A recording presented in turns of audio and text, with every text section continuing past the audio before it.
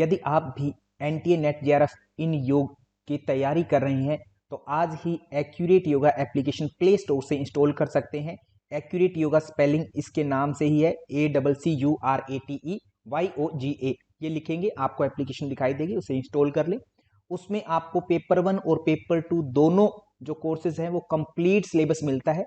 Paper 2 yoga की जो fees है 1 साल के लिए 12,000 रुपए है, जिसमें आपको 5 चीजें मिलती है। Number 1 special recording to the point, 1 से लेकर के 10 यूनिट जो है हमारे सिलेबस में वो सारे के सारे वन टाइम में आपको कंप्लीट मिल जाते हैं।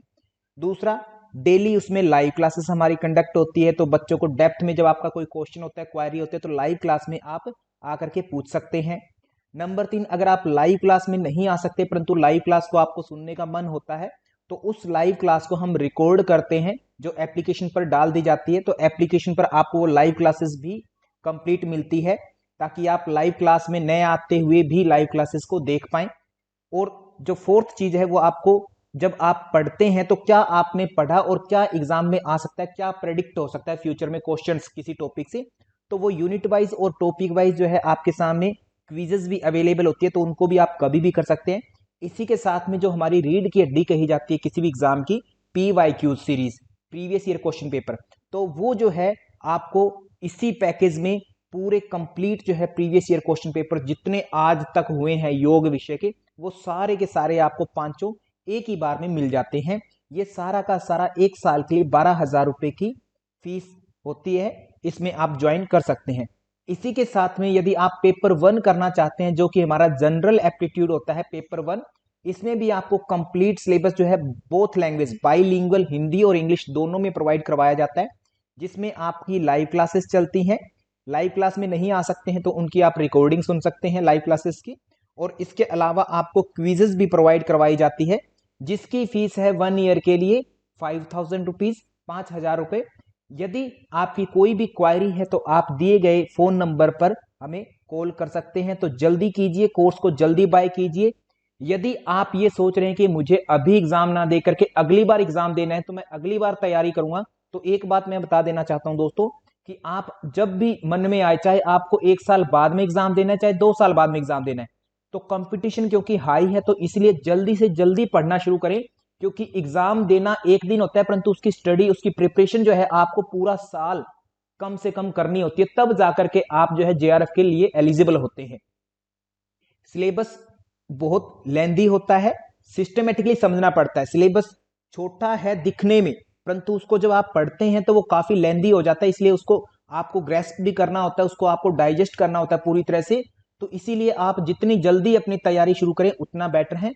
तो इसीलिए जल्दी से एक्यूरेट योगा एप्लीकेशन डाउनलोड करें और अपना कोर्स, अपनी नेट जेआरएफ की जर्नी है जो अभी से शुरू करें। ज्वाइन करें कभी भी, आपकी मर्जी है, ओपन प्लेटफॉर्म है सभी के लिए। ये ऑफलाइन क्लासेस की तरह नहीं है कि जिस दिन पहली क्लास होगी उस दिन ज्वाइन करो समझ में आएगा, बाकी नहीं तो नहीं समझ में आएगा। आपके पास एक एक क्लास का जो रिकॉर्डिंग फॉर्मेट में अवेलेबल है रिकॉर्डिंग्स, अगर आप वो नहीं गेट कर पाएंगे, उसको नहीं सुनेंगे, तो लाइव क्लास का कोई महत्व नहीं है। Live class just just just only for engage रखने के लिए कि हाँ जी आपने कोर्स खरीद रखा है, आपको डेली लिंक मिलता है, डेली आना है तो आए, नहीं तो ना आए। ठीक है, 90% स्टूडेंट्स आप में से क्लास में नहीं आते हैं, नो दिक्कत, कोई प्रॉब्लम नहीं है। ठीक है, बहुत कम, मैं खुद चाहता हूँ लाइव क्लास में समय बर्बाद नहीं करें, विद्यार्थी जो अपने आप स्वतः पढ़े रिकॉर्डिंग से, वो आदत सबसे अच्छी है क्योंकि उसमें आप ज्यादा कंटेंट कवर कर पाएंगे। लाइव क्लास के भरोसे तो आप केवल 1 घंटे जो मैं पढ़ाऊंगा उतना ही कवर करेंगे, है ना। तो आपको ज्यादा से ज्यादा कवर अप करना है। और ये नए क्वेश्चन हो अपना कि फ्रेश स्टार्ट हो तो लाइव क्लास में आऊंगा, नहीं तो मैं पढ़ूंगा ही नहीं, ऐसे नहीं करें। तो आदरणीय रूपाली डेमरे मैम, मैं निवेदन करता हूँ आपसे कि आप अपने साथी जो हिना धामी मैम है इनको समझाएं कि भाई एक दिन से जेआरएफ नहीं होता है। ठीक है, एक दिन आगे एक दिन नहीं आए, जिस दिन समझ में आए उस दिन तो रुकेंगे क्लास में, नहीं तो नहीं रुकेंगे। तो ऐसा उनको समझाया जाए। नेट भी नहीं होता है, इवन पीएचडी के लिए सिलेक्शन भी नहीं होता है। फिर लास्ट में आके कहेंगे सर मुझे डर लग रहा है, मेरी टांगे कांप रही है, मैं सोच रही हूँ एग्जाम दूं ही ना इस बार, अगली बार दे दूं। और ऐसे ऐसे करते करते एमए चली गई, ऐसे ही चारों सेमेस्टर उसमें एग्जाम नहीं दिया, और बाद में फिर जो है ये टाइम भी चला जाएगा।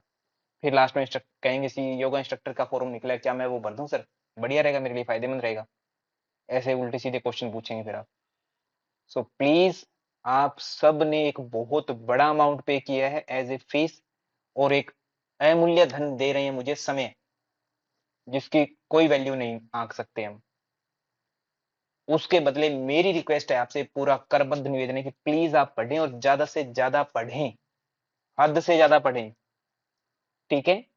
और मैं पूरे यकीन से कह सकता हूं, जब आप पूरा कंटेंट कोई भी चीज का करेंगे तो आपके क्वेश्चन बनेंगे नहीं, अगर फिर भी बनते हैं तो आप मुझसे पूछिए, नो डाउट, ठीक है। मैसेज करिए, व्हाट्सएप पर करिए, कॉल करिए, किसी भी माध्यम से पूछिए, क्लास में नहीं पूछ पाते हैं तो, ठीक है।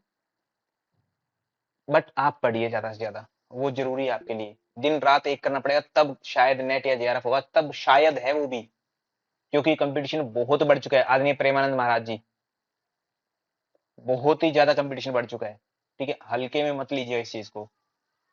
ये एक हेमा धामी नाम की विद्यार्थिनी है जो ऐसे सोचती है कि बस क्लास में 5-7 मिनट आऊंगी और आकर के मेरा जेआरएफ हो जाएगा, मुझे कोई जादू की छड़ी मिल जाएगी, इस वहम में जी रहे हैं, और ऐसे वहम में बहुत सारे विद्यार्थी हैं, प्लीज उससे निकल जाए बाहर।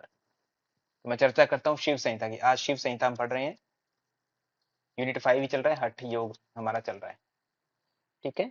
इससे पहले हम हठ प्रदीपिका कर चुके हैं, गेरंड संहिता कर चुके हैं, और हठ रत्नावली कर चुके हैं। बात करें हठ प्रदीपिका में, योग कौन सा था? चतुरंग योग था। चतुरंग योग, चतुरंग योग का मतलब क्या था इनका? कहते जी एक आसन होता है, एक कुंभक होता है, एक मुद्रा होती है, एक नादानुसंधान होता है, ये 4 चीजें थी। गेरंड संहिता वाले कहते हैं हमारे पास सप्तांग योग, 7 अंग है। क्या क्या बताया? शोधनम, दृढ़ता, स्थैर्य, धैर्य, प्राणायाम से अंग लाघवम, अंग लाघवम, और ध्यानात प्रत्यक्षम, समाधिना निर्लिप्तम च, ध्यान से प्रत्यक्ष होता बताया था। प्रत्यक्ष किसका होगा? ईश्वर का साक्षात्कार होगा क्या? ईश्वर का प्रत्यक्ष होगा नहीं, आत्मा का प्रत्यक्ष होना बताया था। हठ रत्नावली कौन सा योग था? सर सेम चतुरंग योगी है, वही ऊपर वाला हठ प्रतिभा कॉपी है, बट उसमें एक वर्ड और आया था, किसी और योग की चर्चा की गई थी। वो योग कौन सा था? हेमा धामी मैम, कुछ पता है क्या? पता तो नहीं होगा आपको, क्योंकि पहले दिन क्लास में, आज जागे हैं आप वर्षों बाद में, कैसे पता लग जाएगा एकदम से उठते ही? ऐसे थोड़ी पता लगेगा कोई चीज का। हमेशा की तरह सर मुझे नहीं पता, ये कमेंट कर सकते हो आप। हठ रत्नावली में कौन सा योग है बताओ? हठ रत्नावली कौन सा? प्रेमानंद महाराज जी,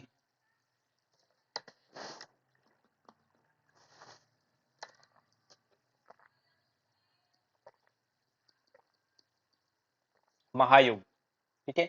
मंत्र लय हठ राज, वो आया था, सीक्वेंस क्या थी? मंत्र, लय, राज और हठ, ये योग की सीक्वेंस आ गई थी। और इसी में एड ऑन किया था एक और बात, कहते जी हठ रत्नावली में अष्टांग योग नाम का शब्द आता है। नेहा प्रजापत मैम, इस वर्ड को मत भूलना, क्योंकि एग्जामिनर ऐसी बारीक चीज को उठा देता है। अष्टांग योग नाम का शब्द आता है जी, 8 अंगों वाला योग जो है उसकी बात आती है। ये हो गया जी डन। फिर आती है शिव संहिता। शिव संहिता की बात करूं तो इसमें कौन सा योग है? सर कहते हैं इसमें कोई योग नहीं है, कोई सीक्वेंस योग की नहीं है, सीधा उत्तर इनका ये रहता है। परंतु ये कहते हैं हमारे पास 5 अध्याय हैं। कितने? 5 अध्याय। 5 अध्यायों को हम क्या बोलेंगे? पटल बोले, प्रत्येक अध्याय को पटल बोलते हैं, ठीक है। पटल के हिसाब से डिस्कस करते हैं। प्रथम पटल, द्वितीय पटल, तीसरा पटल, चौथा पटल, पांचवा पटल।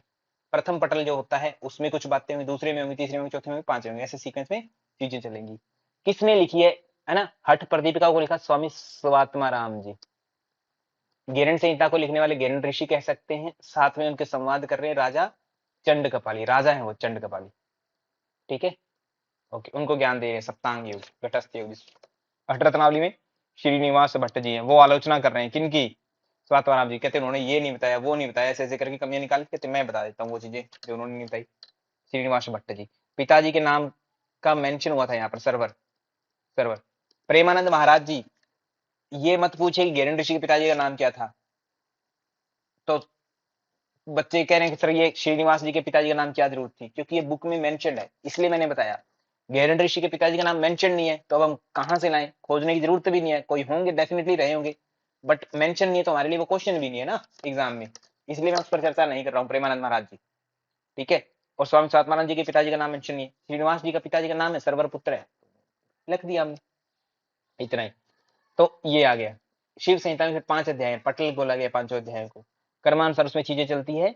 इसके लेखक कौन है? इसके लेखक अज्ञात है, ठीक है, एक वर्ड में बोलूं अज्ञात है, ठीक है, कोई अता पता नहीं है, फिर भी एक नाम देवें तो भगवान शिव को ही दे देते हैं, शिव को ही देते होते हैं, है ना, क्योंकि वही देवी पार्वती से, माँ पार्वती जो हमारे लिए, वो अपनी पत्नी को देवी बोलते हैं, तो उस रूप में सुनो देवी ऐसे करके बात चल रही है, शिव और शक्ति के रूप में, ठीक है, संवाद चल रहा है, शिव और शक्ति का संवाद है, यानी माता पार्वती और भगवान शिव दोनों के बीच का संवाद चल रहा है, ऐसा कुछ हमें समझ में आता है ग्रंथ को पढ़ने पर। क्लियर है नैथानी अंबिका मैम? ठीक है, दूसरी बात, अब हम बात करते हैं शिव संहिता की, तो थोड़ा टेक्स्ट पर आ जाते हैं।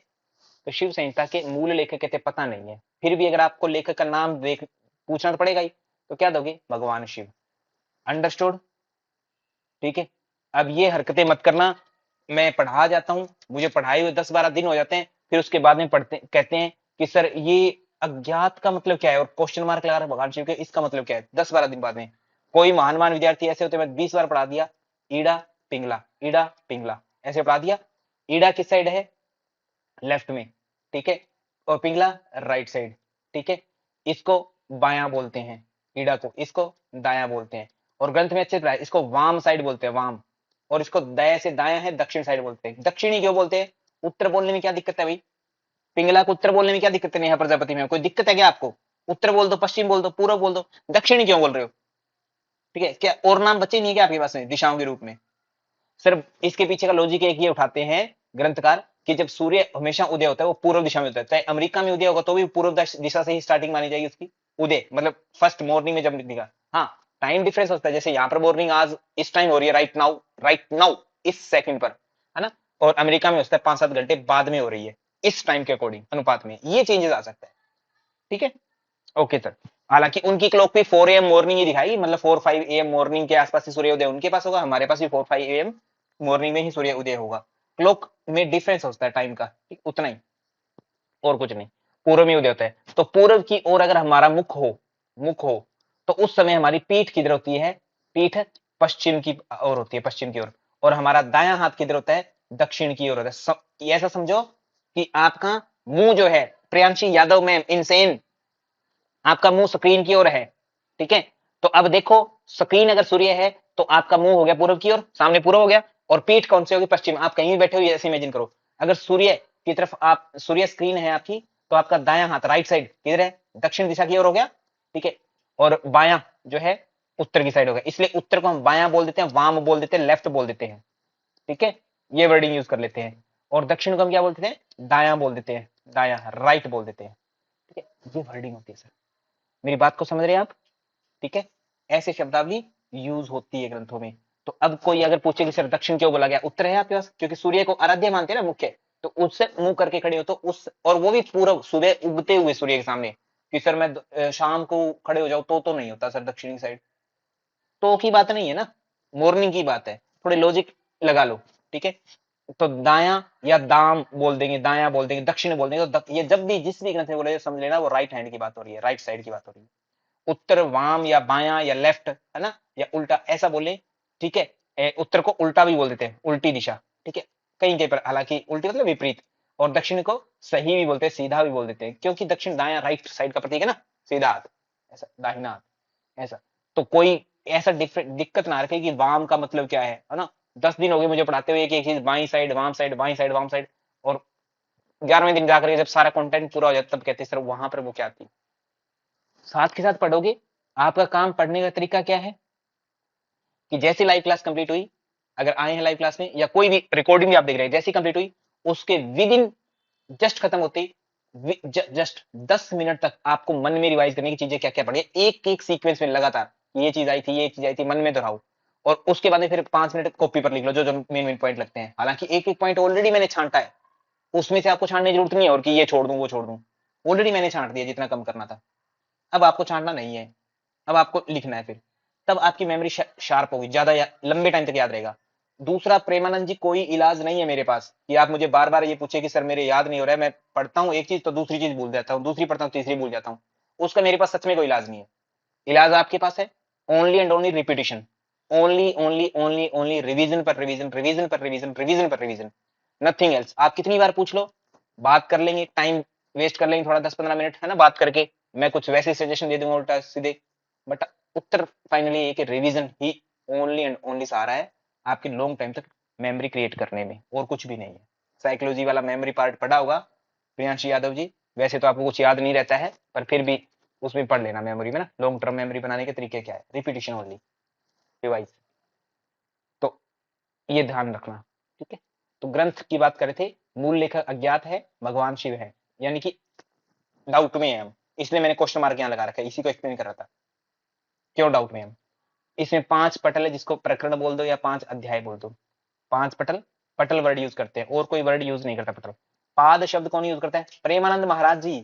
कुछ कीबोर्ड काम करता है क्या आपके इसका, लैपटॉप का या मोबाइल का, लैपटॉप ही आपके पास तो खैर, ठीक है, काम करता है क्या, तो उसमें टाइप कर सकते हो कि हाँ पाद का मतलब क्या है, ठीक है, पैर होता है। और ये कौन यूज करते हैं, महर्षि पतंजलि यूज करते हैं, ठीक है, पतंजलि, महर्षि पतंजलि यूज करते हैं ऐसा।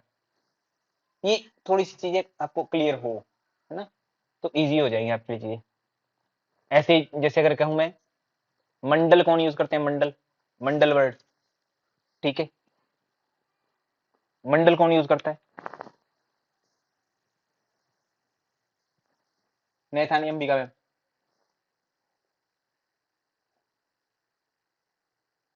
वेद, वेद यूज करते हैं, ठीक है, वेदों में आती है शब्द। थोड़ा थोड़ा ध्यान रखें इधर इस चीज का। तो प्रथम पटल लय प्रकरण हुआ, कर्म कांड, ज्ञान कांड, पंच तत्व चर्चा और माया का स्वरूप, ये जो है देखने को मिलता है पहले अध्याय में, पहले पटल में, ठीक है जी, ओके। दूसरा पटल जो है, इसमें तत्व ज्ञान उपदेश, इसको नाम दे देते हैं, वैसे ग्रंथ चलते चलते नाड़ियों की चर्चा देखने को मिली, नाड़ियां मतलब कितनी नाड़ियां हैं ग्रंथ में, कौन कौन सी नाड़ियां, उस पर चर्चा देखने को मिलेगी। तीसरा पटल क्या है, प्राण प्रकरण, मतलब गुरु की महिमा, सिद्धि प्राप्ति, पथ्य अपथ्य, नाद की अवस्थाएं, प्रत्याहार, आसन, इन पर चर्चा देखने को मिलेगी। फिर जो है चतुर्थ पटल, मुद्रा वाला, ठीक है, इसमें मुद्राओं पर चर्चा देखने को मिलेगी। पंचम पटल भोग रूप विघ्न हरण, ठीक है, यानी षटकर चक्र आदि या भोगों पर चर्चा इसमें देखने को मिलेगी, ये इसमें मिलेगी चर्चा। तो जहां जहां पर जो चर्चा होगी वो इसमें मिलती जाएगी आपको, 5 पटल हो जाएंगे इस ग्रंथ के, ठीक है, ओके। नैथानी अंबिका जी, पांचों पटल बोला गया है, वर्ड याद रखिए, पटल का मतलब अध्याय से है। शिवानी ने वो प्रियांशी यादव इनसेन जी, आपसे रिक्वेस्ट करता हूं अभी याद कर ले पटल का मतलब क्या है। आप 1 महीने बाद में पूछेंगे सर वो पटल का मीनिंग क्या है, चैप्टर समझो, अध्याय समझो, क्या कहूं, है ना, दिक्कत होगी फिर बाद में, अभी क्लियर कर ले इस चीज को, ओके। पटल हो गया, इनके लक्षण हो गए क्या क्या है क्या नहीं है। फिर प्रथम पटल स्टार्ट होता है हमारा, तो उसमें शुरुआत होती है, एकम ज्ञानम नित्य, ज्ञान मात्र एक ही है जो नित्य है ना, आदि अंत शून्यम, यानी उसका प्रारंभ नहीं होता, उसका अंत नहीं होता, है ना, उनसे रहित है, शून्य मतलब रहित है उससे, ठीक है, उससे बड़े कुछ भी नहीं है। ना अन्यत किंचित वर्तते वस्तु सत्यम, इससे ज्यादा सत्य कहते कुछ भी नहीं है। यद वेदो अस्मिन इंद्रिय उपाधि ना वे, जो इंद्रिय और उपाधि से भेद से रहित है, मतलब कि इसको इंद्रियों से प्राप्त नहीं कर सकते, मतलब कि ऐसा नहीं कि आंख से, है ना, जिसको नहीं दिखाई देता उसके लिए सत्य ज्ञान जो है अलग है, और जिसको दिखता है ज्यादा उसके लिए ज्ञान अलग है ना, जिसको कान को सुनाई देता है उसके लिए ज्ञान अलग है, और जिसको ज्ञान को सुनाई नहीं देता उसके लिए अलग है, ऐसा नहीं है, इंद्रियों से अलग है। उपाधि मतलब उसका नामकरण आप कुछ भी कर लो, उससे रहित है, मतलब किसी ने कह दिया कि उस ज्ञान को जो है हम भगवान कहेंगे, ठीक है, उसके लिए वो होता है, कोई कहेगी नहीं उसको जो है हम ओम कहेंगे उस ज्ञान को, कोई कहेगी उसको माँ के रूप में मानेंगे, कोई प्रकृति, जो भी आप उपाधि आदि दो, बट वो डिविजिबल नहीं है, कोई उसको गुरु, कोई भगवान, कोई मित्र, कुछ भी माने, वो इनसे डिवाइड नहीं हो सकता नामों से, उपाधि से रहित है। ज्ञानस अयम भासते नान्यथेव, है ना, ये ज्ञान से, ठीक है, भासते, ज्ञान से ही प्रकाशित होता है सब कुछ, ज्ञान ही नित्य मतलब सब कुछ, ज्ञान यानी कि ज्ञान को एक तरह से ये समझ लो कि हम ईश्वर के जो समझ ना कि ईश्वर या ब्रह्म आदि, उसको इन्होंने ज्ञान शब्द से तुलना कर दी। अब आपके लिए प्रश्न बनेगा क्या, अब आपने ज्ञान समझ लिया कि ईश्वर के समान है, एग्जाम में क्वेश्चन आया कि भगवान शिव ने जो शिव संहिता है उसमें जो कहा है, कहते नित्य है, आदि और अंत से शून्य है, रहित है, वो कौन है, ब्रह्मा, ज्ञान, ईश्वर, मोक्ष, ऐसे फंसा लिया। अब आप लोगों ने पकड़ रखा है कि ब्रह्म तो सबसे शक्तिशाली था, तो ब्रह्म की तो बात ही नहीं है यहाँ पर, किसकी बात आई है, ज्ञान की बात आई है ना। तो ज्ञान जो है वही नित्य है, ओनली ज्ञान, और किसी चीज को कुछ भी नहीं कहा, ज्ञान ही नित्य है। और किसी चीज के लिए कोई वर्डिंग नहीं है, ज्ञान ही नित्य है, आदि और अंत से रहित है। इंद्रिय उपाधि भेद से जो रहित है वह ज्ञान ही है और कुछ भी नहीं। अगला, फिर अब दो चीजों पर चर्चा होती है। कहते वैदिक फिलोसफी की अगर हम चर्चा करें ना, तो वैदिक फिलोसफी का कहना है कि दो मार्ग है हमारे पास में, दो मार्ग है। एक जो है कर्मकांड वाला है, एक है ज्ञान कांड वाला, ये दो है। कर्म कांड जो है जिसमें हम कर्म करते हैं, नित्य, नैमित्तिक और सकाम कर्म, ऐसे शब्द सुने होंगे, नित्य, नैमित्तिक, सकाम, ऐसा। या आपने किसी ने सुना होगा निषिद्ध कर्म, सुना होगा एक, ऐसे वर्ड सुने, निषिद्ध। या किसी ने प्रायश्चित सुना होगा, ऐसा कुछ। ये सारे कर्मों के प्रकार। नित्य कर्म कौन से होते हैं? जिनको प्रतिदिन किए जाते हैं, डेली किए जाते हैं, नित्य वो होते हैं जिनको डेली करते हैं। जैसे कि पूजा अर्चना हो गया, स्नान आगे हो गया, उपवास हो गया, ये सारे नित्य किए जाने वाले कर्म हैं। नैमित्तिक जो है वो निमित्त अवसर विशेष पर किए जाते हैं, अवसर विशेष पर किए जाते हैं, वो नैमित्तिक होते हैं। सकाम जो कामना से युक्त होकर किए जाते हैं, किसी इच्छा से युक्त होकर किए जाते हैं। नित्य, नैमित्तिक और सकाम। नित्य प्रतिदिन किए जाने वाले, नैमित्तिक निमित्त मात्र से किए जाते थे, निमित्त मात्र बन करके। निमित्त जैसे दिवाली आ गई तो आप एक पूजा करते हैं विशेष रूप से ताकि धन मिले, उस पूजा का नाम क्या है? लक्ष्मी पूजन। और उससे 2-3 दिन पहले आप कुछ सोने के आभूषण आदि खरीदते हैं, ठीक है। हेमा धामी मैम क्लास में है क्या? आप चले गए? हेमा धामी जी सोने आदि के आभूषण खरीदते हैं, उसको क्या बोलते हैं? हेमा धामी जी क्लास में आवाज आ रही है मेरी क्या? क्या बोलते हैं उसको? धनतेरस, है ना। वो क्या है? निमित्त पर है, ठीक है। इतना सुनने के बाद भी क्लास में है क्या आप अभी तक? ठीक है, चलो बने रहना क्लास में, है ना जी। तो नित्य, नैमित्तिक और सकाम। नित्य जो है प्रतिदिन किया जाता है, नैमित्तिक जो अवसर विशेष पर किया जाता है किसी कारण से, जैसे धनतेरस पर जो है धनतेरस वाली वो जो खरीदारी आदि करते थे स्पेशल, दिवाली के दिन ही दिवाली पूजन करते हैं, दशहरे के दिन ही रावण का दहन होता है। तो ये नैमित्तिक विशेष अवसर वाले हो गए, या विशेष कोई यज्ञ आदि करते हैं, अमावस्या का कोई यज्ञ हो गया, ऐसा, ठीक है। परीक्षा के दिनों में परीक्षा देते हैं, निमित्त, है ना, उसी के लिए पढ़ते हैं। सकाम जो है कामना से युक्त करके किया जाता है, जैसे पुत्र की कामना हेतु कोई कार्य किया जाए, या धन प्राप्ति होगी इसलिए कुछ कार्य किया जाए, है ना। ये सकाम, सारे सकाम ही होते हैं हमारे। ये है करने योग्य, इनको बोलते हैं विधि, ठीक है। और निषेध मतलब जो नए करने योग्य है, नए करने योग्य, वो कौन से हैं? कहते निषेध वो है जिनको नहीं करना चाहिए, यानी कि निषिद्ध कर्म, शास्त्र के विरुद्ध, के विरुद्ध, ठीक है। अगर बाई चांस हो जाता है तो, पहली बात तो आपको शास्त्र के विरुद्ध कुछ करना ही नहीं था, फिर भी कुछ हो गया तो कहते हैं प्रायश्चित है, ठीक है, यानी क्षमा के रूप में, ठीक है। जैसे मान लो किसी से जो है, किसी ने कोई दुर्व्यवहार कर दिया तो हम क्षमा मांग लेते हैं, वो प्रायश्चित कर्म हो गया, ठीक है। तो ये क्या है? निषिद्ध कर्म के करने पर किए जाते प्रायश्चित।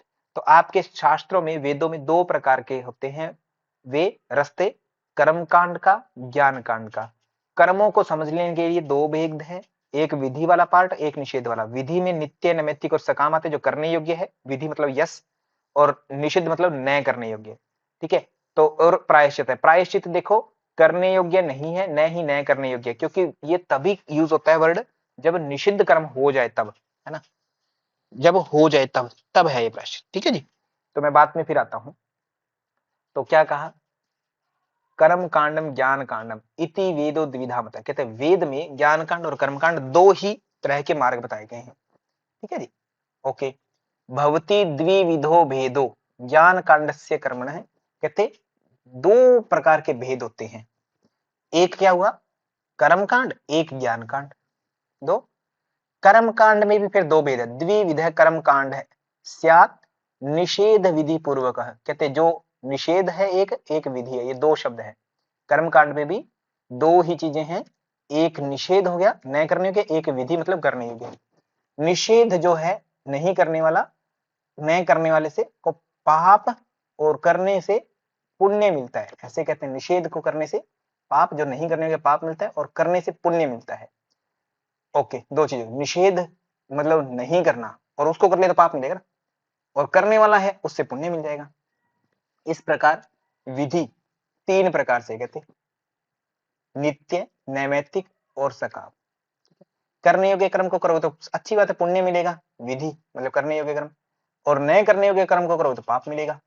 ठीक है, तो नित्य, नैमित्तिक और सकाम, इन तीनों को, नित्य मतलब शौच आदि मल त्याग आदि करना, नैमित्तिक कोई अवसर विशेष पूजा आदि करना, सकाम फल प्रधान जो होते हैं कि मुझे ये फल चाहिए इसलिए मुझे करना है, मैं आज कक्षा में इसलिए उपस्थित हूं ताकि मेरा जेआरएफ हो जाए एक दिन आने मात्र से। किसी विद्यार्थी को ये लगता है ना, कोई कोई ऐसे है ना, उनको लगता है कि एक दिन क्लास में आऊंगी तो इस कारण से मेरा जेआरएफ हो जाएगा और टॉपर बन जाऊं शायद, तो ये क्या है, सकाम क्रम। ठीक है, ओके, और प्रतिदिन जो क्लास में आता है वो नित्य क्रम के अंतर्गत आ गया।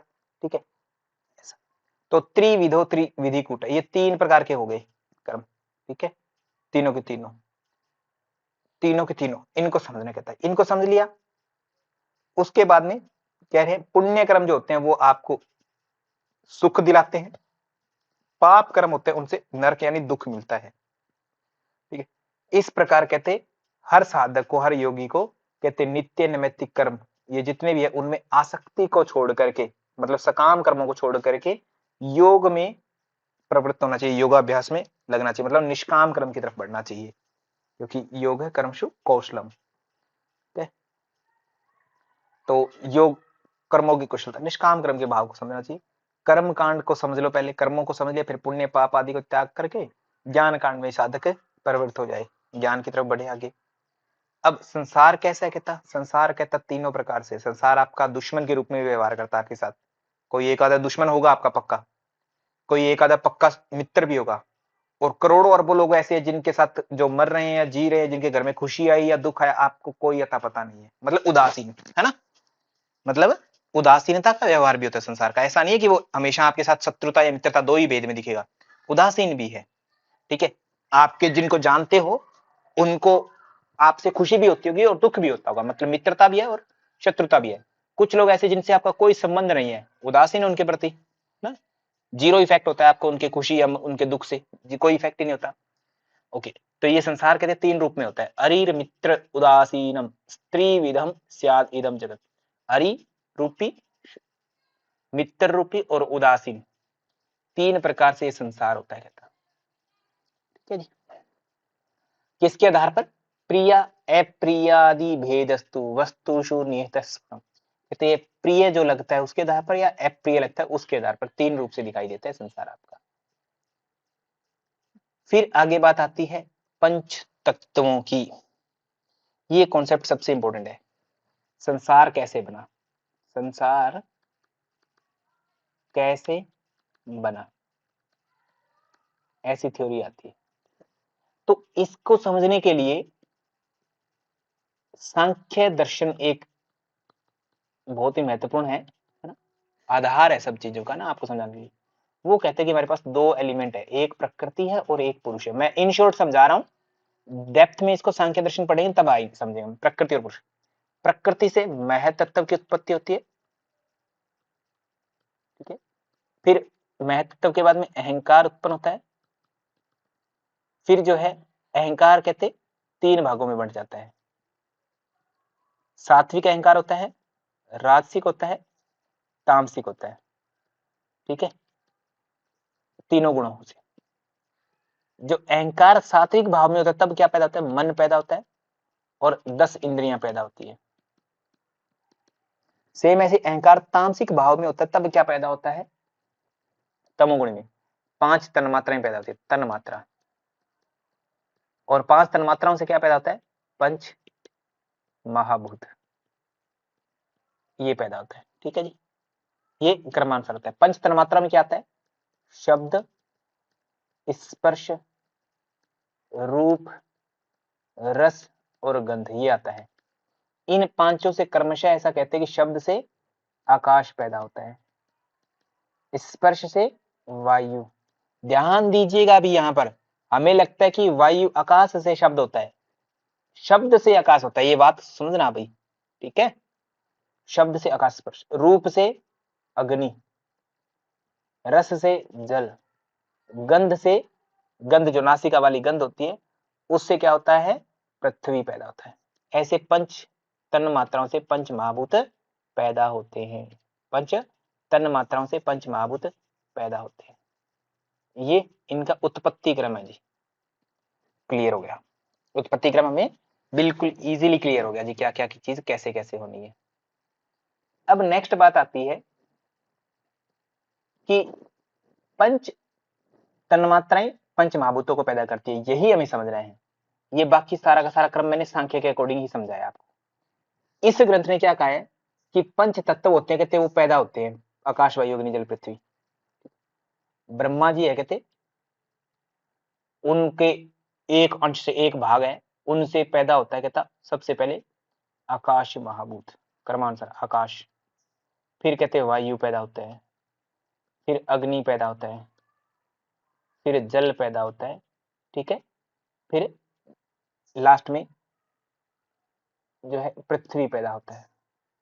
ऐसे पंच महाभूतों का क्रम है, ठीक है। ऐसे वर्डिंग यूज करते, कहते पंच महाभूत पैदा हुए क्रमानुसार। यही उत्पत्ति क्रम आपसे बार बार पूछेगा एग्जाम में, उत्पत्ति क्रम बताओ। उत्पत्ति क्रम महाभूतों का यही है। सृष्टि हमेशा सूक्ष्म से स्थूल की ओर जाती होती है, स्थूल की ओर। सूक्ष्म क्या है? सूक्ष्म तन मात्राएं हैं, 5 तन मात्राएं होती है, और स्थूल क्या है? वो महाभूत हो जाए उनकी अपेक्षा। वर्ड क्लियर है? सूक्ष्म से स्थूल की ओर। एक सेल होती है, उससे अनेकों सेल बन जाती है, आगे डेवलप हो जाती है। एक बीज होता है छोटा, है ना, छोटा सा, उससे बहुत बड़ा विशाल का एक पेड़ तैयार हो जाता है, पूरी पूरी फसलें तैयार हो जाती है। बात को समझ पा रहे हैं हम? हमेशा उत्पत्ति जो होते हैं छोटी चीज से बड़ी की ओर होती है, यानी सूक्ष्म से स्थूल की ओर।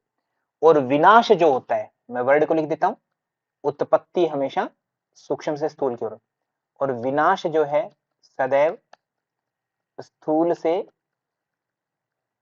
सूक्ष्म की ओर होता है। सूक्ष्म की ओर विनाश हमेशा स्थूल से सूक्ष्म की ओर होता है। पेड़ बहुत बड़ा है, उसको काट दिया तो टुकड़ों में बट गया, नाश हो गया। आदमी का शरीर बहुत बड़ा है, उसको जला दिया या उसको मिट्टी में दबा दिया, गला दिया, टुकड़ों में क्षीण हो गया, खत्म हो गया, विनाश हो गया। तो ये स्थूल से सूक्ष्म की ओर विनाश होता है, और सूक्ष्म से स्थूल की ओर उत्पत्ति होती है जी। ये महाभूतों का क्रम है। कोई डाउट इसमें रश्मि माते ma'am? Okay done. Hema Dhami ma'am please कोई डाउट हो तो बोलते रहना आप, है ना। कक्षा में उपस्थित हैं हेमा धामी मैम? ओके हाँ, कितना भी कह दो कक्षा में बने रहना है। हेमा धामी जी, आकाश वायु अग्नि जल पृथ्वी पंच महाभूत है। पंच महाभूत, अब इनमें से मुझे बताओ स्थूल कौन सा है? एक दो, पूरा मत लिखना, चाहे आधा लिख दो, 4 5, पांचों में से स्थूल कौन है? स्थूल कौन है? मैं प्रश्न क्लियर करवा रहा हूं आपको, बहुत इजीली समझा रहा हूं। कौशिला ओके, पांचवा जो है पृथ्वी स्थूल है, ठीक है, समझ गया, क्लियर। अब मैंने ऑप्शन दिए थे 5, तो पांचों में से आपने चूज कर लिया कि जी पृथ्वी स्थूल है, राइट है ना, कोई डाउट नहीं है इसमें, है ना धामी जी? मैं ऑप्शन में दे रहा हूं आपको वायु अग्नि, ये दो ही ऑप्शन में दिए, ठीक है। तो स्थूल कौन है बताओ? ऑप्शन आपके पास दो ही है, स्थूल कौन है? हेमा धानी मैम क्लास में चले गए? अच्छा, स्थूल अग्नि हो गया, स्थूल, ठीक है। इसका मतलब ये वायु सूक्ष्म हो गया ना, ठीक है, आकाश भी सूक्ष्म हो गया, ठीक है। अब मैंने प्रश्न बदल दिया, प्रश्न और बदल दिया। मैंने प्रश्न में क्या बोला? वायु एंड आकाश, इन दोनों में से कोई स्थूल बता सकते हो कौन सा है? वायु और आकाश, इनमें से कोई स्थूल, ठीक है, वायु। कहने का मतलब यह है कि एक दूसरे की अपेक्षाकृत है ये तुलना। ऐसा मत कहना कि मैंने पृथ्वी को स्थूल बोल दिया तो पृथ्वी ही स्थूल रहेगी, पृथ्वी के बाद में कुछ चीजें और आ गई तो वो ज्यादा स्थूल हो जाएंगी और वो पृथ्वी जो है सूक्ष्म हो जाएगी। जैसे ये सेम वैसा ही है कि मैं जो हूं, मैं मेरे पिता का पुत्र हूं, तो हमेशा पुत्र रहूं ऐसा जरूरी नहीं है कि मुझे हमेशा कोई पुत्र ही कह के बोले। कोई व्यक्ति ऐसा आ सकता है आने वाले टाइम में जो मुझे पिता कह के बोलेगा, उसके लिए मैं पिता हो जाऊंगा। और वो भी आने वाले टाइम में वो जो मेरा पुत्र होगा वो भी किसी का पिता हो सकता है, उसकी भी पिता की उपाधि हो सकती है, देवर भाभी आदि कोई उपाधि ले सकता है, सेम, ठीक है। बात समझ रहे हैं मेरी कि ये मत कहना कि सूक्ष्म आकाश ही है एकमात्र, इससे सूक्ष्म कुछ है ही नहीं, इससे भी सूक्ष्म है। ये मत कहना कि पृथ्वी ही स्थूल है एकमात्र, पृथ्वी से भी स्थूल है बहुत सारी चीजें, सारी चीजें। ये पांचों सूक्ष्म भी है और सूक्ष्म होते हुए एक दूसरे की तुलना करते हैं तो स्थूल भी है। मेरी बात क्लियर हो गई ना? ठीक है, आशा करता हूँ हेमा दामी मैम इतना सुनाया है आपको तो समझ में आ ही गया होगा। ठीक है, डन सर, क्लियर। एक बहुत इंपॉर्टेंट बात अपनी क्लियर हुई। अब मैं पांचों तत्वों को लिखता हूं अपने सामने। पंच तत्व क्या बोला? आकाश पहला था, फिर आकाश के बाद में वायु आया, आकाश वायु, अग्नि, जल और पृथ्वी, ये पंच महाभूत हुए। आकाश के लिए अब हमें तन्मात्राएं ढूंढनी है। कौन कौन सी आकाश के लिए कहते हैं? शब्द तन्मात्रा है। ठीक है जी। वायु कैसे फील होती है आपको? वायु दिखती नहीं है, आवाज नहीं आती है वायु की। अब ये मत कहना कि सर हमने तो आवाज सुनी, जब तूफान आता तो आवाज आती है। वायु की आवाज नहीं होती, वायु जो पतली जगह से गुजरती है तब उसकी आवाज होती है। आपके मुंह से हवा निकालो हल्का सा, पूरा मुंह खोल करके हवा आवाज नहीं आएगी। नाक से 24 घंटे एयर आ रही है जा रही है, आवाज नहीं होती। बट कुछ विशेष परिस्थितियों में नाक से आवाज आती है, खराटे ले रहे होते तब, या जुकाम आदि हो जाते तब, है ना, थोड़ा सा नाक बजने लग जाता है, छाती बजने लगती है तब। आवाज वायु की नहीं है, वो वायु तब नैरो प्लेसेस से गुजर रही है, इस तरीके संकरे स्थानों से गुजर रही है तब आवाज आती है। पत्तों की आवाज होती है, पेड़ पौधे के पत्ते हिलते तब। वायु की जीरो साउंड, नो साउंड, है ना। तो वायु कैसे फील होती है फिर? जब आपको कोई हवा, आप अपने हाथ पर हवा मारे, या आप बैठे और आपके पीछे से आकर हल्का सा मुंह से कोई हवा करता है तो आपको पता लगता है पीछे हवा आ रही है। स्पर्श टच होता है तभी आती है हवा, फील होती है ना। ठीक है, हवा का तभी पता लगता है। सेम, जल जहां होगा वहां रस होगा, टेस्ट हो। जैसे नींबू में जल है तो टेस्ट है ना, रस बोलते हैं इसको। गन्ने में पानी है, जल है तो रस की अनुभूति होती है। अग्नि जो है, अग्नि क्या करती है? चीजों को बदल देती है। मैंने चावल खाए, अगर मैं चावल को एक पतीले में डाल दूं तो वैसे के वैसे रहेंगे वो पतीले में, है ना। बट चावल को मैं मेरे पेट रूपी जो जठर में डाल दूं, जठर अग्नि है जहां पर, वहां डाल दूं तो इसका रूप बदल जाता है। अंत में बदलते बदलते सारी अग्नियां मिलकर के, धातु अग्नियां, जठर अग्नि बदल मिलकर के, है ना, और पांच भूत अग्नि, सब अग्नियां मिलकर के उसका रूप बदलती है, उसको मल में परिवर्तन कर देती है कुछ भाग को, और कुछ को हमारे लिए सार भाग शरीर के रूप में यूज कर बना देती है। तो अग्नियां क्या है? रूप बदलती है। अग्नि तत्व रूप का प्रतीक है। ठीक है, रूप तन्मात्रा हो जाएगी इसकी, रूप का प्रतीक है, रूप को बदल देती है अग्नि। फिर आता है पृथ्वी। पृथ्वी क्या होती है? कोई भी चीज में से जब बदबू आती है, गंध बोलते हैं इसको, बदबू आए या सुगंध आए, है ना, दुर्गंध और सुगंध दो वर्ड यूज करते हैं, तो वो पृथ्वी तत्व की उपस्थिति के कारण पॉसिबल है। पृथ्वी तत्व अगर नहीं होगा तो आपको बदबू या खुशबू दोनों ही नहीं आ सकती। ठीक है, जैसे कोई रास्ते में आप जा रहे हैं और कुत्ता या कोई जानवर जो है मृत अवस्था में है, तो आपको दूर से आ जाती है बदबू कि यहाँ पर कुछ ना कुछ है ना, अपघटन हो रहा है चीजों का। वो उस कुत्ते से उठ रही है, हवा से नहीं आ रही है दुर्गंध। अब ये और क्लियर कर लेना कि हवा से आती सर हमें, तो हम तो कुत्ते के पास तो गए ही नहीं, फिर भी दुर्गंध आ गई, तो हवा से आई। हवा माध्यम था, ओनली मीडियम। अगर वो कुत्ता ना होता तो हवा हर जगह, अभी भी आपके पास है हवा, यहाँ तो नहीं आ रही बदबू, है ना। तो कहने का मतलब है कि बदबू गंध जो है वो पृथ्वी से उठती है ये मित्रों। ठीक है, पृथ्वी तत्व से। या ये कह दूं मैं कि आपका जो फूल है, खुशबू जो गुलाब का आदि, वो भी पृथ्वी तत्व प्रधान है, इसलिए उनमें से खुशबू उठती है ना, गंध। यानी गंध, गंध चाहे वो अच्छी हो या बुरी हो, वो गंध जो है इन्हीं से उठेगी, तत्व पृथ्वी से। ठीक है, तो ये पांच क्या हुई? तन्मात्राएं हुई, पंच तन्मात्रा, तन्मात्रा बोलते हैं इन पंच महाभूतों की क्रमशः तन्मात्रा हुई पांच बार। ठीक है, आकाश तत्व पैदा हुआ ब्रह्म के तेज अंश से। आकाश के बाद वायु, वायु के बाद अग्नि, जल और पृथ्वी, ऐसे पंच तत्व पैदा हुए सर क्रमानुसार। ठीक है जी, ओके, पंच तत्व पैदा हुए, पांच, आकाश वायु अग्नि जल और पृथ्वी, पांच चीजें पैदा हो गई। इसके बाद में फिर हम आगे बढ़ते हैं। तो शब्द, कान किस क्या सुनता है? शब्द, है ना, इंद्रियों की बात कर लू मैं, और इंद्रियां, शब्द क्या कहां से सुने जाते हैं? सिर्फ कर्ण से। कर्ण बोल दूं या श्रोतस बोल दें? श्रोतस इंद्रिय बोलते हैं इसको, है ना, संस्कृत वाला वर्ड जरूर ध्यान रखना, ये मत भूलना। स्पर्श के लिए अगर मैं बात करूं तो स्पर्श इंद्रिय जो होती है वायु से जुड़ी हुई है, और ये किससे फील होती है आपको? त्वचा से, त्वक बोलते या स्पर्श इंद्रिय बोलते, स्पर्श इंद्रिय बोलते इसको। ठीक है। रूप वो किससे पैदा होता है, वो चक्षु, ठीक है। आंख बोल दो, चक्षु बोल दो या नेत्र बोल दो, आपकी मर्जी है। रस जिह्वा बोल दे, इसको जीभ बोल दे या रसना बोल दे। गंध नासिका, नासिका बोल दे या घ्राण बोल दे इसको, ठीक है, घ्राण बोल दे, उससे होती है। ये आपके इंद्रियों के क्रम हो गए, कौन सी चीज कहां से कैसे पैदा होती है। ज्ञान इंद्रिय, ये ज्ञान इंद्रिय, क्योंकि इनसे ज्ञान हो रहा है ना किसी न किसी चीज का, ये होता है। अब जो ये कान है, देखो शब्द जो वर्ड जो है ये आकाश तत्व को उत्पन्न करता है, उस रूप में तो है तन्मात्रा, परंतु ये कान से प्राप्त होता है उस रूप में है ये विषय, इंद्रियों का विषय है ना। यानी ये जो शब्द है ये तन्मात्रा भी है एक ही टाइम पर, एक विषय भी है। जब ये महाभूतों से जुड़ा हुआ है तो ये तन्मात्रा का रूप है, और जब ये इंद्रियों से जुड़ा हुआ है तो उस रूप में विषय का प्रतीक है, विषय। या इनको अर्थ भी बोलते हैं, वर्ड अगर यूज करें हम, अर्थ के रूप में भी वर्ड यूज होता है, अर्थ, ठीक है। विषय अर्थ आदि, इंद्रियों के विषय आदि, है ना। तो 5 हो गई, ये भी शब्द क्लियर है। ज्ञान इंद्रियों के बाद में 5 ज्ञान इंद्रियां हुई, 5 तत्व, 5 तन्मात्रा और 5 ज्ञान इंद्रियां। अब इनका हाथों पर अर्थ देखिए, हाथों से, उंगलियों से। एक बात ये देखो कि पहला तत्व कौन सा था, आकाश। डेफिनेटली पहला तत्व आकाश है। आकाश सूक्ष्म है और पृथ्वी स्थूल है। इधर नीचे बढ़ते हुए क्रम में स्थूलता आती जाती है। स्थूलता को अक्सर हम ये मान लेते हैं कि स्थूल मतलब बड़ा होना, ऐसा हम, हमारे थॉट ऐसे है ना, ऐसे प्रोसेस हो गए हैं, ऐसी लर्निंग हो गई है हेमा धामी में। जैसे किसी ने सीख लिया कि एक दिन में क्लास में आऊंगा तो मेरा जेआरएफ हो जाएगा, ऐसे किसी ने ये सिखा दिया हमें कि जी स्थूल का मतलब बड़ापन और सूक्ष्म का मतलब छोटापन, ये हमने सीख लिया, लर्निंग हो गई ऐसी।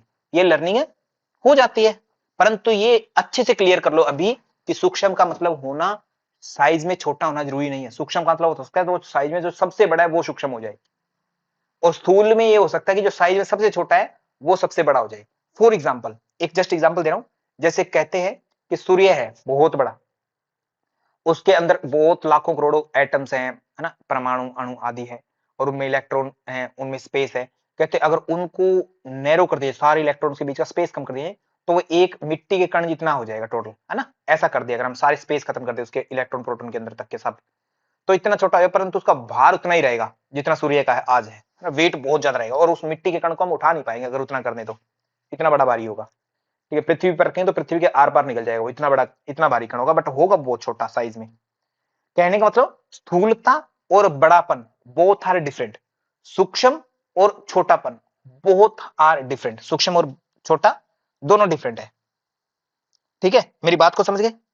अब सूक्ष्म का अर्थ हालांकि हिंदी में जब पर्यायवाची पढ़ते हैं उसका छोटा ही अर्थ पढ़ते हैं, मैं दार्शनिक लैंग्वेज में जो फिलोसॉफिकल थॉट है, जो पंचतत्वों की बात करें उसमें मैं समझाना चाह रहा हूं। तो आकाश का मतलब सूक्ष्म है।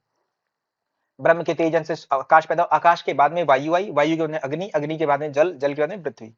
तो आकाश जब आता है तो आकाश सब का मतलब होता है खाली स्थान, है ना। इसको हम समझने के लिए यूज करते हैं खालीपन,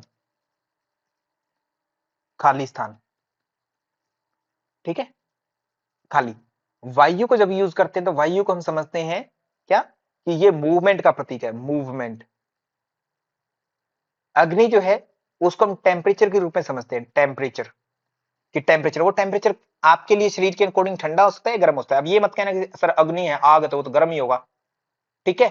तो हर टेम्परेचर अपने आप में अग्नित्व का प्रेजेंट करता है, चाहे वो माइनस में हो या पॉजिटिव में हो, क्योंकि हर एक टेम्परेचर, जैसे मान लो मैं ये कहूं कि आपको 40 डिग्री टेम्परेचर है हेमा धामी में, वो आपके लिए गर्म होगा या ठंडा होगा बताओ, 40 डिग्री, ऑब्वियस बात है आप सबके लिए गर्म फील होगा, गर्म ही फील होगी। और वही मैं अगर कह दूं 20 डिग्री टेम्परेचर, तो वो आपको ठंडा लगेगा, ठंडा लगेगा, है ना। अभी अभी की स्थिति है 20 डिग्री, एसी हम 20 में कर लेते हैं, ठंडा लगेगा। दूसरी बात अगर मैं यहां कह दूं कि मान लो सर्दियां जो है -4 डिग्री की है, और उस समय आपके 20 डिग्री की बात करो, तब तब ये गर्म हो जाएगा, बदल जाएगा ना रूप। यानी गर्मी और सर्दी केवल आपके लिए है, आपके शरीर के लिए, आपको फील हो रहा है बस उतना ही। एक्चुअल में गर्मी सर्दी नाम की कोई चीज नहीं, बस एक टेम्परेचर नाम की चीज है, जिसको अग्नि तत्व से आप समझ सकते हैं कि अग्नि टेम्परेचर का प्रतीक, किसी भी वस्तु का कोई ना कोई टेम्परेचर जरूर होगा सर, चाहे माइनस में बोलो, पॉजिटिव बोलो, कैसे ही बोलो, टेम्परेचर होगा, अग्नि तत्व है उसमें, इस कारण से। ठीक है, जल तत्व जो है वो लिक्विडिटी का प्रतीक है, लिक्विड जो भी होगा जल तत्व का। और पृथ्वी मतलब विस्कस, जो ठोस चीज तो होगी, ठोसता की जो बात होगी, वो पृथ्वी का।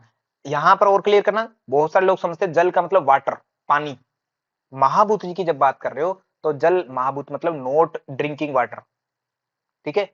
अग्नि तत्व की जब बात करें, नोट फायर, जो आपके चूल्हे में जल रही है, गैस चूल्हे में है, वो फायर नहीं है। आकाश की जब बात करें तो नीला आसमान नहीं है। वायु की जब बात करें तो हवा जो आपके पंखे से आ रही है, एसी से आ रही है, वो नहीं है। पृथ्वी की जब बात करें तो अर्थ नहीं है, इसका मतलब, ठीक है। ये पंच तत्व है कि इन द बिगिनिंग कौन सी चीजें थी, उनका नाम हमने ये दे रखा है, जो आज के अर्थ से, नीले स्काई से, एयर से, फायर से या वाटर से मिलते जुलते हैं, आपके पर्यायवाची है ना, बट उनका मतलब ये नहीं है। ये ध्यान रखना, ये बिगिनिंग एलिमेंट्स है, जहां से बिगिनिंग हुई हमारे पूरे संसार की, वो है आकाश, वायु, अग्नि, जल, पृथ्वी, पांच तत्व है, ठीक। आकाश का मतलब समझ में आ गया। आकाश हाथ में देखते हैं उंगलियों पर, सबसे पहले कहते हैं आकाश आया। आकाश आया तो उसके बाद में सब तत्वों को जगह मिली, यानी कि पहले कमरा बना, कमरा बनने के बाद में आप उसके अंदर रहने लगे, है ना। कमरा बना, उसके अंदर सारा सामान आया। पहले सामान नहीं आता था कि बाद में आप कमरा बना लो, ऐसा तो नहीं होता ना, ठीक है। पहले कमरा यानी स्पेस आएगा, पहले प्लॉट खरीदोगे, फिर उसके बाद में कमरा बनाया, है ना, ऐसा कुछ बनेगा। तो जगह चाहिए पहले, फिर उसके बाद में बाकी चीजें आएगी। तो आकाश खाली स्थान है, वो आया सबसे पहले, ठीक है। और ऑब्वियस बात है, ये बड़ा होना चाहिए। तो आपके हाथों में सबसे बड़ी उंगली कौन सी है? हेमा धामी मैम, डॉक्टर हेमा धामी जी क्लास में है, चले गए? हेमा धामी जी, इतना सुनने के बाद में तो हर कोई चला जाता है, ठीक है, चलो कोई नहीं। तो अच्छा है क्या अभी भी? ठीक है। प्रियांशी यादव जी, कौन सी होगी सबसे बड़ी उंगली? सबसे बड़ी उंगली अगर आप गिनेंगे अंगूठे से लेकर के, अंगूठे को अगर एक मान ली तो दूसरा तर्जनी हो जाएगी, तीसरी बीचों बीच मिडिल फिंगर जो है, मिडिल फिंगर जो है वो आपकी सबसे बड़ी होगी, ठीक है, जिसको आप हिंदी में बोलते हैं मध्यमा, ठीक है, ये सबसे बड़ी होगी। ओके, आकाश का रिप्रेजेंट कर दिया। वायु, सबसे ज्यादा मूव करती जो उंगली हाथ में, वो वायु यानी मूवमेंट का प्रतीक है वायु, सबसे ज्यादा मूव करेगी। तो सबसे ज्यादा मूव जो अगर देखें तो पहली उंगली ही करती है, तर्जनी जिसको बोलते हैं तर्जनी। तर्जनी को इंग्लिश में इंडेक्स फिंगर बोलते हैं। मैं फिर यहाँ पर बात कर रहा हूँ, बहुत सारे यहाँ पर ऐसे होंगे जो अपने आप को कहेंगे जी हम तो अंग्रेज हैं, हमें अंग्रेजी आती है, समझो हम इंग्लिश याद कर लें, बिल्कुल कर लो, बट योग आपका थोड़ा सा संस्कृत से जुड़ा हुआ है, यानी हिंदी प्रायोरिटी हो जाता है। इंग्लिश में एग्जामिनर जो है ना, इंडेक्स नहीं कह के इंग्लिश में TARJANI तर्जनी कर देगा, फिर फंस जाओगे। तो प्लीज इन वर्ड को याद रख लेना, है ना। अग्नि की मैं बात करूं तो अग्नि जो है टेम्परेचर का प्रतीक है। तो ऐसे अग्नि, अग्नि, अग्नि, और ऐसे ही अंगूठा, अंगूठा, ठीक है, ये प्रतीक हो जाता है। और जल जो है वो रस का प्रतीक है, जीभ, रसना, जल रस का प्रतीक है। तो जल तत्व जो है वो हमारा पानी यानी रस का प्रतीक हो जाता है। और यूरिन जो है हमारे लिक्विड का ही प्रतीक है। और यूरिन पास आउट करने के लिए हम कौन सा भारतीय परंपरा में ना, हमने यहाँ क्लासरूम में सीखा है, तो कौन सा फिंगर दिखाते हैं? सबसे छोटी कनिष्ठा, या इसको बोल दे लिटिल फिंगर, लिटिल फिंगर, ठीक है, ये बोलते हैं। और फिर पृथ्वी के लिए क्या दिखाते होते हैं? पृथ्वी के लिए लास्ट सेकंड, जिसको अनामिका बोलते हैं, अनामिका, ठीक है, जिसका कोई नाम नहीं है, जिसको रिंग फिंगर बोलते कहते हैं, रिंग फिंगर, अंगूठी डालते जिसमें, ये नाम हो सर। कैसे हमारे महाभूत पंच तन्मात्राओं से जुड़े हुए हैं, कैसे वो पांच इंद्रियों से जुड़े होते हैं, और कैसे वो हाथ में अंगुलियों से जुड़े होते हैं, ये मैंने आपके सामने इन शॉर्ट बता दिया है। आशा करता हूं समझ गए होंगे आप। कोई बड़ी लंबी चौड़ी हमने बात नहीं की, पंच महाभूतों को समझे और बहुत ही तरीके से। और मैंने जानबूझकर इतना थोड़ा टाइम लिया ताकि आपको याद हो जाए चीजें। अगेन रिपीट कर दूं, आकाश शब्द का प्रतीक है, ठीक है, और कान से जुड़ा हुआ है, मिडिल फिंगर से जुड़ा हुआ है। वायु मूवमेंट स्पर्श का प्रतीक है, त्वच, त्वच का त्वक यानी त्वच इंद्रिय से। और तर्जनी इंडेक्स फिंगर से जुड़ा है। अग्नि जो है अंगूठा, ठीक है, अग्नि अंगूठा, ठीक है, यानी थंब बोलते हैं जिसको। चक्षु आंख से जुड़ा हुआ है, रूप से तन्मात्रा जुड़ा हुआ है। जल लिक्विड रस का प्रतीक है, जीभ से ही टेस्ट फील होता है। कनिष्ठा छोटी फिंगर से जुड़ा हुआ है। पृथ्वी तत्व गंध और नासिका से जुड़ा हुआ है, नासिका से गंध आती है। अनामिका पृथ्वी तत्व का प्रतीक हो गया, जो सबसे हैवी उंगली मानी जाती है, भारी मानी जाती है ना, ठीक है। ओके, अब देखते हैं दूसरी बात। इंग्लिश में थोड़ा सा इनका रूप करते हैं, इनका, है ना, इंग्लिश में रूपकरण करते हैं, इनका नाम करते हैं। मैं थोड़ा सा इसको साफ कर देता हूँ, पंचर मात्रा इंग्लिश में अगर निकालें, doctor Hema Dhami ma'am class में है या चले गए? हेमा धामी जी, बचपन में सुना होगा शब्द हेमा धामी जी इंग्लिश में पढ़े हैं, इंग्लिश मीडियम है आपका, हिंदी मीडियम है? जो 10th तक की क्लासेस की है शायद इंग्लिश में ही की होगी सारी सारी ना। ओके ठीक है। तो साउंड इज क्या? साउंड और sound is just vibration of something, है ना, वाइब्रेशन लाइक थिंग, ऐसा कुछ। ऐसा नामकरण कुछ सुना है क्या कि ध्वनि जो है एक कंपन है ना? ध्वनि एक कंपन है, ऐसा कुछ सुन रखा होगा आपने, बताइए। सुना है किसी ने? ध्वनि कंपन है, केवल वाइब्रेशन होती है कोई चीज। ऐसा कहते हैं कि कोई भी चीज मान लीजिए 20 हर्ट्ज से ज्यादा अगर वाइब्रेट हो जाए, कितने टाइम में? 1 सेकंड में। 1 सेकंड में 20 टाइम से ज्यादा वाइब्रेट हो जाए तो आपको सुनाई देगी, यू कैन हियर, लिसन, ठीक है, सुन सकते हैं उसको, ठीक है। 1 सेकंड में 20 हर्ट्ज से ज्यादा, मान लीजिए आपका हाथ है, उसको हिलाओ, 1 सेकंड में अगर 20 बार हिल गया ना तो आपको सुन जाएगा, बट 1 सेकंड में 20 बार आपको पता है कि नहीं हिलता, तो नहीं सुनता आपको। 20 हर्ट्ज से लेकर के 20 किलो हर्ट्ज तक, मतलब 20,000 कह दूं मैं, 3 जीरो लगा दूं इसके, 3 जीरो हर्ट्ज तक के बीच 1 सेकंड में अगर कोई चीज वाइब्रेट कर जाएगी, हिल जाएगी, मूव कर जाएगी, तो वो आपको साउंड सुन जाएगी, सिंपल। यस और नो हेमा धामी मैम, ये कॉन्सेप्ट पता है क्या आपको? हेना धामी जी, कॉन्सेप्ट पता है या उस टाइम भी क्लास में नहीं जाते थे? डॉक्टर हिना धामी मैम, ये कॉन्सेप्ट पता है क्या आपको? क्लास में तो जाते थे, कॉन्सेप्ट पता है नहीं पता है? ठीक है, ऑब्वियस बात है, तभी आपने कुछ पढ़ा है थोड़ा बहुत, ठीक है। ये कॉन्सेप्ट पता है क्या किसी को? किस किस को पता है कॉन्सेप्ट? मुझे थोड़ा क्लियर करो ताकि फिर मैं और मुझे बोलना ना पड़े, हाँ जी आपको पता है, समझ में आगे, बात खत्म, ठीक है। सिंपल है ये कॉन्सेप्ट, ठीक है, ये कॉन्सेप्ट ये होता है, ये पढ़ लेना, 7वीं 8वीं क्लास में मिल जाएगा, साउंड के बारे में आप पढ़ोगे, या पेपर 1 में जब साउंड पढ़ोगे तो क्लियर हो जाएगा कि 20 हर्ट्ज से लेकर के 20,000 हर्ट्ज तक के बीच की जो वाइब्रेशंस होती है उनको हम साउंड बोल सकते हैं, जो मनुष्य सुन सकता है, मनुष्य सुन सकता है। इससे नीचे वाली मनुष्य से नहीं सुनी जाती है, बट वो साउंड डेफिनेटली होती है, मनुष्य से नहीं सुनी जाती, बस इतनी प्रॉब्लम है। 20,000 हर्ट्ज के ऊपर 1 सेकंड से ज्यादा कंपन कोई होगा, वाइब्रेशन कुछ होगी, तो वो मनुष्य नहीं सुन सकता, बट वो साउंड होती है। वो सुनते कुछ कुछ जीव है जिनको प्राश्रव्य, है ना, ध्वनि बोल देते हैं, कि हमारी सुनने की क्षमता से बाहर, जैसे जो कुछ टाइप के चमगादड़ टाइप के हैं, बिल्ली आदि होते हैं, ऐसे कुछ जीव जंतु है जो उसको सुनते हैं, मतलब किसी न किसी तरीके से उसको फील करते हैं, ठीक है। साउंड होती है, हमारे लिए साउंड नहीं है, बस वो इतनी प्रॉब्लम है, ठीक है, हमारे लिए वो साउंड नहीं है, बस इतना कह सकते हैं। तो ये कॉन्सेप्ट है, मतलब मैंने क्या कहा, ध्वनि जो है, ध्वनि, any sound, sound is just vibration, nothing else, vibration. Yes ना, कॉन्सेप्ट क्लियर है? इसको सर्च कर लेना हेमा धामी में ना, आपने नहीं जाना है शायद, आप क्लास में उस दिन नहीं गए होंगे, ये जब कॉन्सेप्ट कमी पढ़ाया गया होगा आपको, ठीक है। तो ये जिनको नहीं पता वो करना, इसको खोजना, इसको ऐसा है या नहीं है, मैं वैसे ही कुछ भी बढ़ा देता हूँ या क्या पता, है ना, ऐसा कंफर्म करना मेरे बारे में भी कि मैं कुछ भी बढ़ा देता हूँ क्या, ठीक है। तो अब मुझे बताओ, आकाश तत्व है, वो शब्द का प्रतीक, शब्द मीन साउंड, तो ये वाइब्रेशन हो सकता है क्या? यस और नो, बताओ जल्दी से, वाइब्रेशन इसको बोला जा सकता है? नहीं, जल्दी बताओ, जल्दी जल्दी जल्दी। अगर ध्वनि है ना, तो फिजिकल एनर्जी ऑफ वाइब्रेशन, यानी वाइब्रेशन से जुड़ा हो गया। आकाश तत्व की मैं बात करूं तो वाइब्रेशन से जुड़ा हो गया, शब्द भी वाइब्रेशन से जुड़ा हो गया, कान को भी वाइब्रेशन से जुड़ा हो मान लो, मध्यमा को भी वाइब्रेशन से जुड़ा हो मान लो, कुछ भी कह लो चाहे। सेम मैं वायु की बात करता हूँ, वायु, वायु मूवमेंट का प्रतीक है या नहीं है? मूवमेंट, मूवमेंट, वायु मूवमेंट, मैंने वायु को एयर नहीं बोला है अभी तक, वायु मीन्स मूवमेंट, ऐसी एनर्जी जो मूवमेंट करवाएगी किसी भी चीज का। मैं पानी की बोतल को लेफ्ट से उठा के राइट में रख दूं, मैं मेरे मोबाइल की स्क्रीन को स्क्रॉल कर रहा हूं, मूवमेंट हो रही है, मैं जो है चल रहा हूं, मूवमेंट हो रही है, मैं सो रहा हूं तो मेरी ब्रीद इन आउट हो रही है, मूवमेंट हो रही है, मैं सो रहा हूं तो ड्रीम्स में मैं भाग रहा हूं, मूवमेंट हो रही है वायु तत्व के कारण, है ना। मैं बोल रहा हूं, मेरी एनर्जी निकल रही है बाहर, और वो आवाज लैपटॉप से, है ना, स्पीकर से होकर के आपके स्क्रीन में आ रही है, मूव हो रही है यहां से वहां। तत्व एलिमेंट कौन सा इन द एंड? कौन? वायु तत्व। इतना सूक्ष्म है वायु, है ना। इतना मत मानना कि जी हवा लग रही है, नहीं लग रही, वही वायु तत्व है, इतना मत मान लेना, ठीक है प्लीज। थोड़ा कॉन्सेप्ट को और डेप्थ में लेकर के जाना चीजों को। तो मूवमेंट, मूवमेंट सर, एनर्जी को हम अगर देखें फिजिक्स से जोड़ दे, फिजिक्स, ठीक है, फिजिक्स मतलब भौतिकी, समझते होंगे, ठीक है। तो उसमें दो टाइप की एनर्जी मानते हैं हम, एक मैकेनिकल एनर्जी जो होती है, मैकेनिकल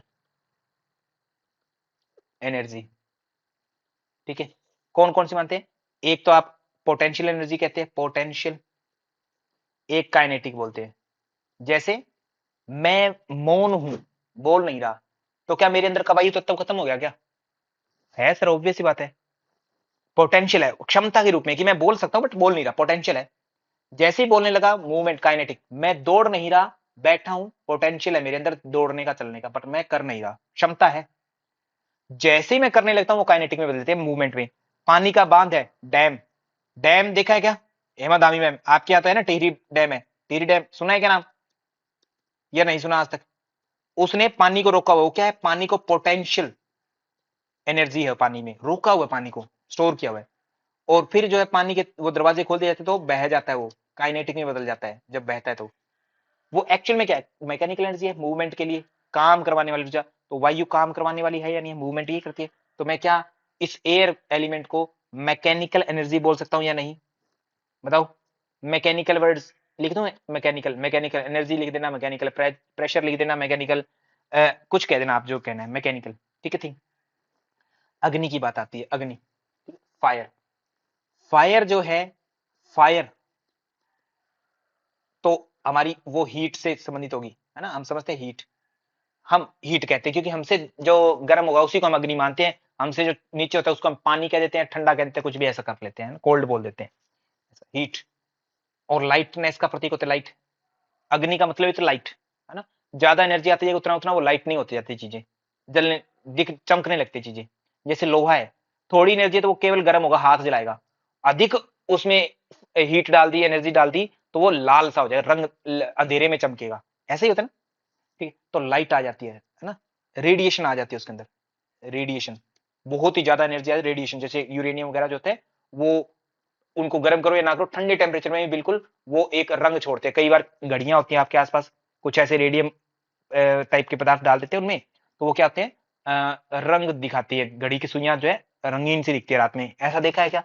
ये पता है क्या किसी को? इतना तो देखा है, किया ही हो एक्सपेरिमेंट बच्चों ने, बच्चों के रूप में बहुत सारे लोग किया होगा कि पिताजी या माता पिता की घड़ी लेकर के उस पर टॉर्च डाली थोड़ी देर के लिए, और फिर अंधेरे में, और फिर उससे टॉर्च हटा ली, हमने सुइयों वाली घड़ी की बात कर रहा हूँ, ठीक है, हटा ली, तो थोड़ी देर के लिए वो चमकती है, फिर ग्रीन ग्रीन सी दिखती होती है। ऐसा कुछ पता है किसी को क्या? है ना दामी मैम, ऐसा कुछ देखा है क्या? आपने नहीं देखा होगा, डेफिनेटली हर चीज मिस कर जाते हैं आप, ठीक है, हर चीज मिस की आपने जीवन में। ओके, तो वेल्डिंग मशीन की बात नहीं कर रहा, रश्मि माते में घड़ी, घड़ी क्लॉक की बात कर रहा हूं, सुई वाली क्लॉक होगी, दादी नानी के पास मिलेगी अब तो शायद, हमारे पास डिजिटल वॉच है, नहीं देख पाएंगे अभी। घड़ी की सुई, क्लॉक, हाथ पर पहनने वाली, हाथ की कलाई पर, तीन सुइयां, उसमें कुछ घड़ियां हैं, उन पर थोड़ी देर के लिए मोबाइल की टॉर्च है ना, रखना उस पर टॉर्च, और अंधेरे में जाके देखना, ऐसे नहीं चमकेगी, अंधेरे में ग्रीन ग्रीन सा ब्लू ब्लू सा चमकेगा वो, देखना, ठीक है। तो यानी रेडिएशन निकलती है, कहने का मतलब ये मैं ये कहना चाह रहा हूँ, ठीक है। वो तो रेडिएशन का एक एग्जांपल दे रहा हूं मैं, ऐसी रेडिएशन ज्यादा निकलती है। तो अग्नि तत्व जो है हमारा, हीट लाइट एंड रेडिएशन से जोड़ सकता हूँ क्या? तो मैं यहाँ लिख दूं, अग्नि तत्व के लिए क्या लिखूं, हीट लाइट एंड रेडिएशन, है ना। थोड़ा होगा तो गर्मी आएगी, ठीक है, ज्यादा होगा तो प्रकाशित होने लगेगी, और ज्यादा हो जाए तो रेडिएशन, है ना, निकलेगी, ठीक है। सेम जल के लिए, जल जो होता है वो पानी, एक बूंद दूसरी बूंद से मिलती है तो क्या पांच हो जाती है क्या? एक और एक दो बूंद हो जाती है, बताओ। एक बूंद दूसरी बूंद से मिली तो कितनी हो जाती है ना धामी मैम? इतना तो पता होना चाहिए ना, पानी के पास रहते हैं आप तो, टेहरी डैम के पास रहते हैं। एक पानी की बूंद दूसरी पानी की बूंद से मिली तो कितनी हुई? एक नदी दूसरी नदी से मिली तो कितनी नदियां बन गई? दो नदी हो गई क्या? बताओ जल्दी से। ओके, है ना दामी मैम, कुछ भी नहीं पता क्या आपको? एक बूंद और दूसरी बूंद एक हो जाती, क्यों? क्योंकि उसमें चिपचिपेपन का गुण है, क्या? चिपचिपापन। और चिपचिपापन को कुछ इंग्लिश में क्या बोलते हैं? आपके पास इंग्लिश मीडियम था ना, है ना धामी मैम, है ना धामी जी, चिपचिपेपन को इंग्लिश में क्या बोलेंगे? विस्कस सा बोल दो, विस्कस, कोहेसिवनेस, है ना, विस्कस, विस्कस लुब्रिकेट, हाँ विस्कस, विस्कस वर्ड है ना, थोड़ा चिपचिपापन होता है, विस्कस वर्ड आता है, विस्कस, विस्कोसिटी, ठीक है। विस्कोसिटी ऐसे समझो कि जैसे लिक्विड चीजें होती है ना, सबकी विस्कोसिटी होती है, ऐसा मापते होते हैं विस्कोसिटी। ये वर्ड फिजिक्स अगर आपने पढ़ी तो आपको ज्यादा अच्छे से पता होगा, ठीक है।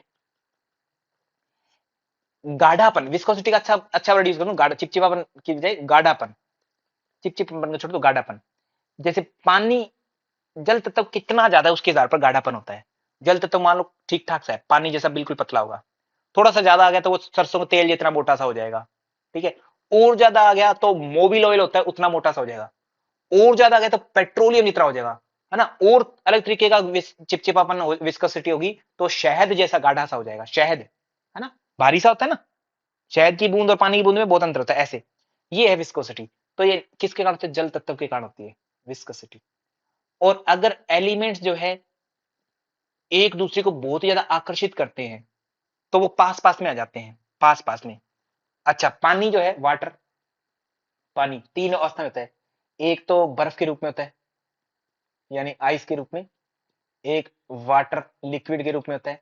एक आपका गैस के रूप में होता है, भाप के रूप में होता है। जानते हैं, इतना तो पता ही होगा। बर्फ के रूप में कहते क्यों होता है? क्योंकि कहते इलेक्ट्रॉन्स जो हैं इसके, उनकी मूवमेंट कैपेसिटी है वो स्लो हो जाती है, कहते, या बिल्कुल रुकती तो नहीं, खैर स्लो हो जाती, तो कहते इसलिए बर्फ बन जाता है पानी। और पानी जब कब होता है? जब नॉर्मल मूवमेंट रहती है उनकी, थोड़ा बहुत मूव करते हैं हल्का फुल्का। गर्म कब होता है? कहते हैं वो बहुत ही ज्यादा मूव, एक दूसरे से दूर जाने लगते हैं, गति ज्यादा बढ़ जाती है, तो वो गैसियस फॉर्म में आ जाते हैं।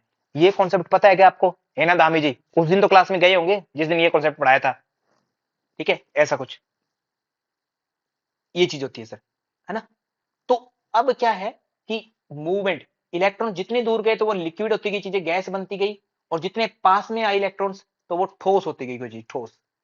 पास का मतलब कोहेसिवनेस, ठीक है, नजदीकी, कोहेसिव। तो पृथ्वी ठोस कोई चीज होगी तो वो डेफिनेटली उसके इलेक्ट्रॉन्स आदि पास में आ गए, ऐसा है ना, समीपता में ले आए, गैप कम कर दिया उसका। जितना गैप बढ़ता जाएगा वो गैसियस होती जाएगी, या वो चीजें लिक्विड आदि में होती जाएगी, ऐसा, ठीक है। तो पृथ्वी जो होती है वो क्या तत्व हुई सर? वो हमारा पास में आ गए, ठीक है, समीपता आ गई उनमें, उसको हम क्या बोलते हैं सर? Cohesive effect. ये मैं वर्ड यही क्यों यूज कर रहा हूं, आपका ये प्रश्न होना चाहिए, यही वर्ड क्यों सर? आप कुछ और यूज कर दो ना, कोहेसिवनेस को नजदीकी बोल नहीं तो दो, क्योंकि आपके एग्जाम के वर्ड है ना, इसलिए मैंने यही वर्ड बताया आपको। क्यों? क्योंकि एग्जाम के वर्ड है, मेरी बात को समझ लेना अभी। कोहेसिवनेस पृथ्वी तत्व का प्रतीक है, विस्कस जल का प्रतीक है, रेडिएशन लाइट एंड हीट अग्नि तत्व से जुड़ा हुआ है, मैकेनिकल एनर्जी वायु तत्व से, वाइब्रेशन आकाश तत्व से। ये याद रखना, गड़बड़ मत करना इसमें। आज के लिए इतना ही। थैंक यू टू ऑल, धन्यवाद आप सभी का, thank you so much, thank you to all. और ये बहुत महत्वपूर्ण कॉन्सेप्ट था, इसको याद रखना, ठीक है जी। अब थोड़ा सा ये समझ लीजिएगा। Thank you to all.